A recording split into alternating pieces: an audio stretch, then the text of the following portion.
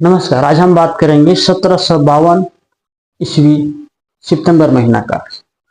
तो कैसे 1752 में कौन सा ऐसा देश था जिससे 11 दिन चुरा लिए गए, यानी 2 सितंबर को सोए और डायरेक्ट 14 सितंबर को जगे। ये क्या मामला था, आइए हम बताते हैं। जूलियन कैलेंडर का मुद्दा। जूलियन कैलेंडर 1600 ईसा पूर्व से इस्तेमाल हो रहा था।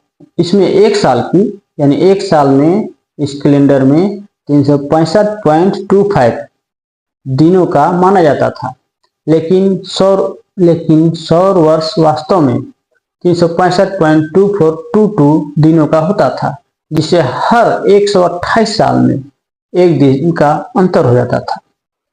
इसका समस्या यही हुआ कि 16वीं शताब्दी तक जूलियन कैलेंडर और सौर वर्ष में करीब 10 दिनों का अंतर हो गया था। ईस्टर और अन्य धार्मिक त्योहारों की तिथियां मौसम से मेल नहीं खा रही थी, और इसका समाधान के लिए पोप ग्रेगरी ने 1582 में ग्रेगोरियन कैलेंडर शुरू किया, जिसमें अतिरिक्त दिनों को समायोजित किया गया और लीप वर्ष के नियम बदले। 1752 में इंग्लैंड और ब्रिटिश उपनिवेशों में बदलाव। इंग्लैंड और उसके उपनिवेशक जैसे कि भारत जूलियन कैलेंडर का उपयोग कर रहे थे। उन्होंने इसे 1752 में बदला। इस बदलाव के तहत 2 सितंबर 1752 के बाद सीधे 14 सितंबर 1752 कर दिया गया। इसका मतलब 3 से 13 दिन तक के 11 दिन कैलेंडर से हटा दिया गया।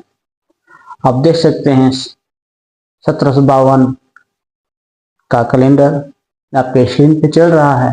कैलेंडर में 1 सितंबर 2 सितंबर, उसके बाद 3 नहीं है, 4 नहीं है, 5 6 7 8 9 10 11 12 13 तक नहीं है, डायरेक्ट 14 तक है।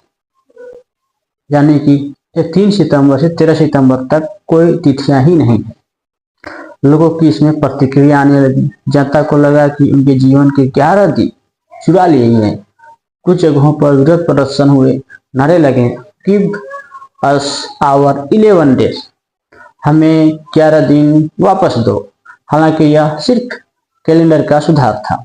इन 11 दिनों में किसी का जीवन छोटा नहीं हुआ, बस तारीखें बदली। फिर इसका प्रभाव भारत में क्या देखा गया, तो जानते हैं भारत में क्या प्रभाव पड़ा।